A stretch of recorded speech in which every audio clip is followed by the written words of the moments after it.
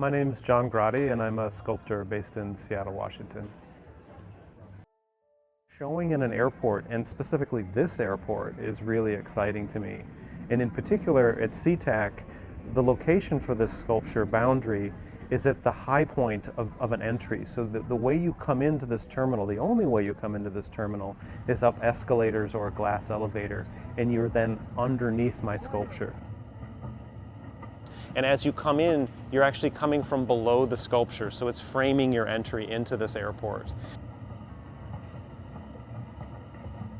For me, I was really inspired by how this emerging from below could really parallel this idea of being below the ground plane, or the boundary between above ground and below ground. Most people are very harried when they're in the airport, at least initially. They're trying to sort of find where it is they need to go. But then there's this nice moment where they've found where they need to go and they've got this downtime and they can decompress. And I think that's our opportunity with art. I like the idea of catching people even in their kind of frenzied state, and I think some of that will happen, but I think there'll be this moment of seeing it and then there'll be this circling back. And I love a piece of art that rewards you to come back and re-experience it after initial impressions.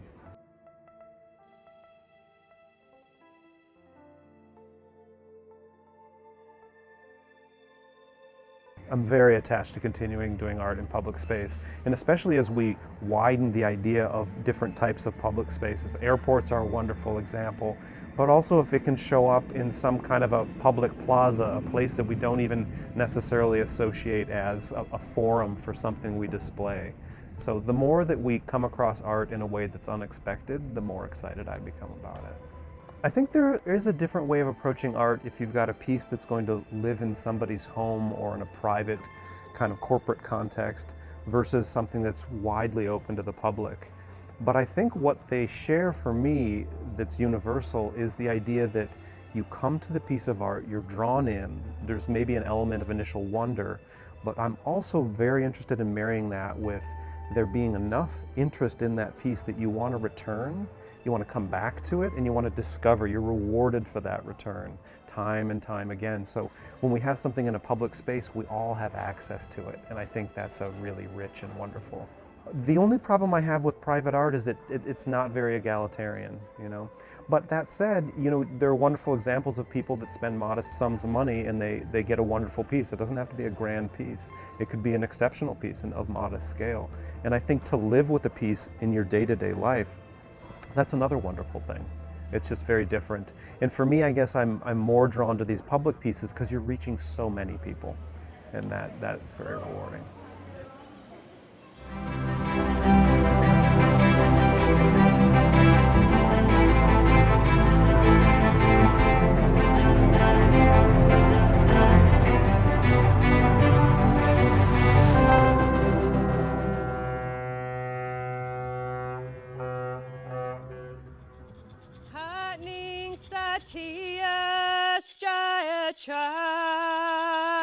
Heartening Statias Jayachas, heartening Statias Jayachas, heartening Statias Jayachas.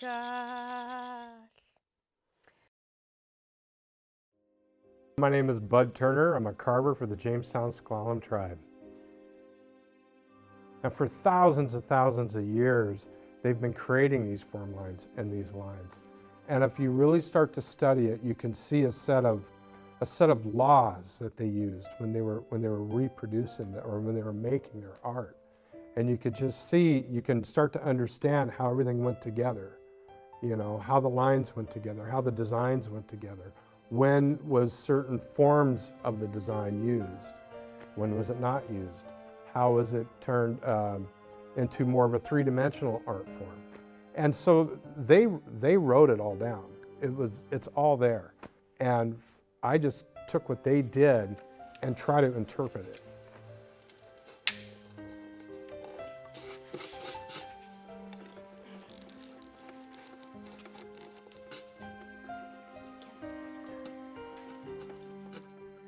Yuchsiansna, Chistatitlum.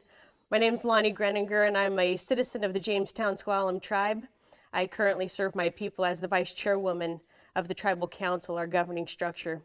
What you're seeing here is a physical depiction of Chief Chichmahan, and he was our chief from 7 generations ago, and he also happens to be my grandfather from 7 generations ago. We use the totem poles as a visual structure for our artwork, but also our storytelling. Totem poles are extremely important to our culture. We didn't have any writing systems. This was the way that we depicted all of our history, our victories, our challenges, and all of our myths and legends that have these important life morals and stories that we need to pass on from generation to generation. For thousands of years, they had essentially 3, 4, 5 colors, which was the black, the red, and the blue-green, and then they had the white, you know. They were predominantly the colors that they would use. That was their traditional palette. I followed their rules. Hatning Statias Jaya Chat. Hatning Statias Jaya Chat. Hatning Statias Jaya Chat.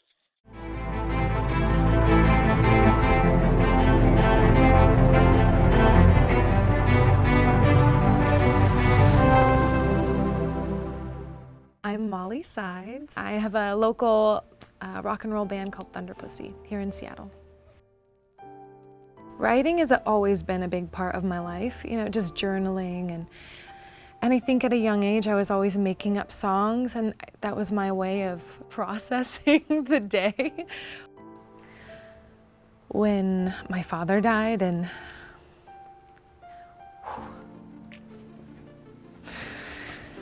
I think when that happened, it was like the only way for me to even go through a process of grieving. I think for me it was to go into a space alone and create. And so for me that process was this pivotal moment for me where I realized I could really walk into a space, be alone, and just listen to myself and go through the emotions and watch them unfold and kind of pull them together and know that I could bring in movement and music and just a lot of emotion into a creation. But yeah, that was one of those really powerful moments of we are truly all connected, and we go through these emotions. We live, we love, we die. We're left with so much when someone leaves us. So how can we, how can we share those stories or those emotions, because that's what makes us human. When I write, it can be very personal, whether I'm journaling or writing poems or weird short stories or lyrics. But it's always, for me, I find it's more important for me to share it than to keep it hidden in the binding of my books. I think that just standing up in front of people is powerful and important. It's not just you up on a stage. It has to be a space where everyone's in it, that everyone's heard. Then we realize our music is where the power is. We don't necessarily we don't want to be a band where we feel as though we're attacking anyone. We want people to come to us. We want to hold space. We don't want to put up walls. We rather build a table than a wall. I think art is very powerful.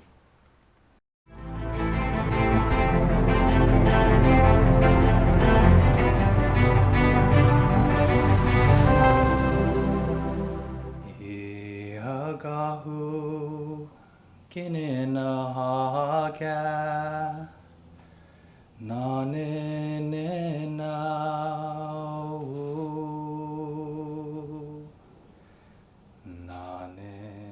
My name is Rowdy, and I am an artist, culture practitioner.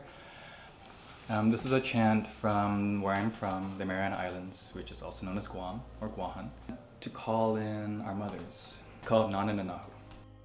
I think I'm still on a journey to figure out what artistry means to me, but I know that when people are able to express themselves fully and authentically and truthfully, I think that's when it's fun. I was raised Catholic. I went to Catholic school my entire life and wore uniforms. And also Guam is a militarized space, so there's a really strong sense of, I guess sometimes you could say the masculine, sometimes toxic masculine in a way. So for me, in my gender, in my identity, it's hard for me to express myself fully and safely.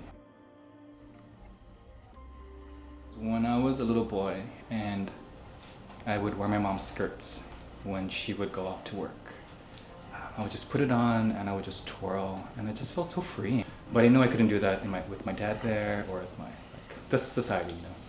So when I wear this, I try to think about that little boy who felt free in a moment. I guess still wants to be free a little bit. So I've been learning more ways that I can connect my personal to political, right? Through gender, through identity, through environment, through culture.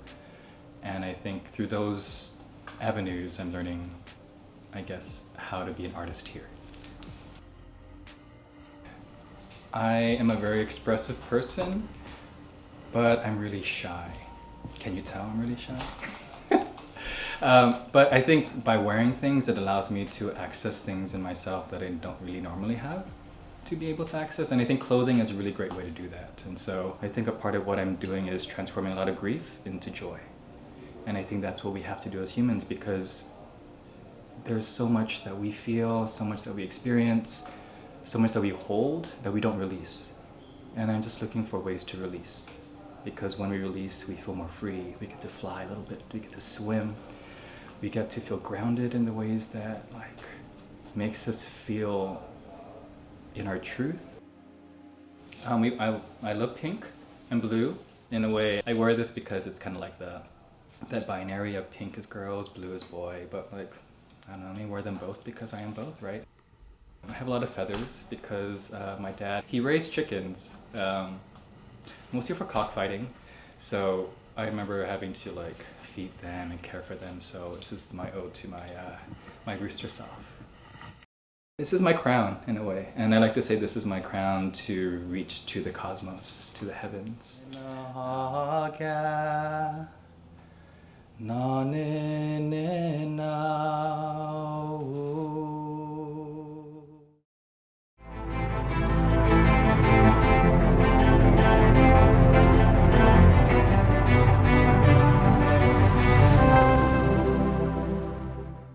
I'm Lisa Myers-Bulmash. I am a visual artist who specializes in collage, assemblage sculpture, and altered books.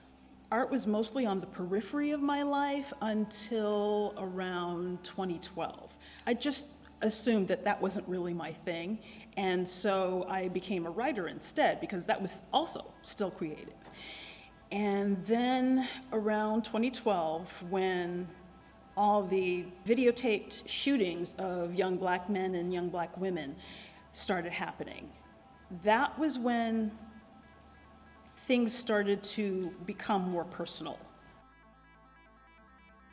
I am choosing to say things that I once thought I couldn't say, at least not out loud or not to somebody who didn't understand me and already know me.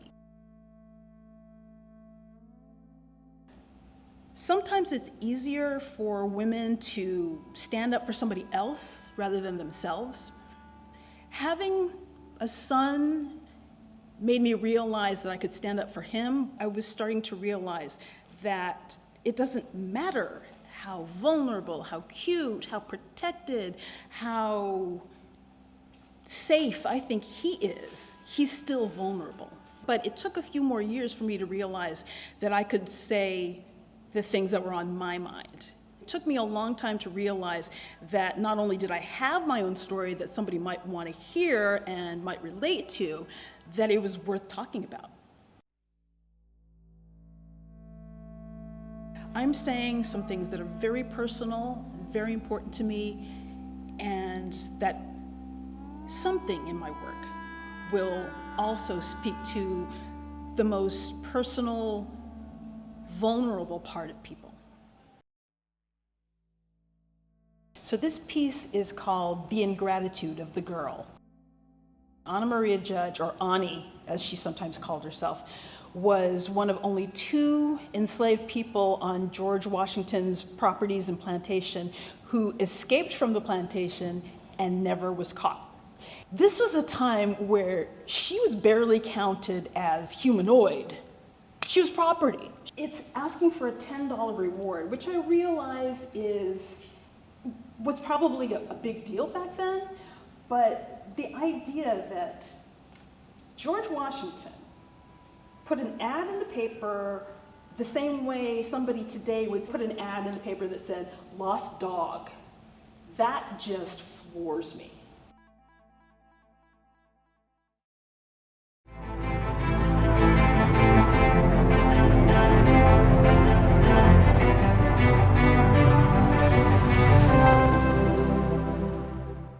I'm Steve Jensen from Seattle, Washington. I'm a visual artist of Scandinavian descent, making boats. The boats are meant to be the symbolic voyage or journey to the other side. My family is from Norway. My father was a fisherman. My grandfather was a fisherman. My other grandfather was a boat builder. I remember my father sitting at the kitchen table and trying to get rid of his accent. They changed my name from Sven to Steve. They wanted to assimilate into America. I think they were doing it for my benefit, but they took my heritage and kind of threw it away. Unless you're Native American, we all are immigrants. You know, I'm 1 generation immigrant from an immigrant. We're all an immigrant. We need to keep our identity. I was very honored to be able to carve the door handles for the museum. I incorporated contemporary images of Nordic images. Here we have a fish, we have a heart for love, a sailboat, a starfish, a tree. I wrapped the area where you'd hold the handles with rope to resemble my grandfather's fishing boat. When I got into college, I was majoring in accounting, knew that I didn't really want to be an accountant. I was 19 years old. I told my parents that I was going to quit accounting school. I was going to go to art school, and I was gay, and kind of never looked back. It doesn't matter on what level you make art. You know, I think it's the important that you can express yourself. Take something in your life and turn it into something beautiful. The boats for me, the deaths were like extremely tragic. The reason why I'm making boats. My best friend died of AIDS. 2 years later, my father committed suicide. He put a gun in his mouth and he shot himself. 2 years and 2 days after that, my mom, well, she fell apart and went crazy, and then she died.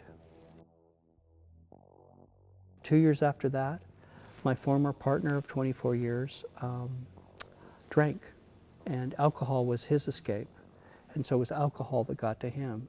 So what I'm attempting to do is take something that was extremely tragic in my life and turn it into something beautiful.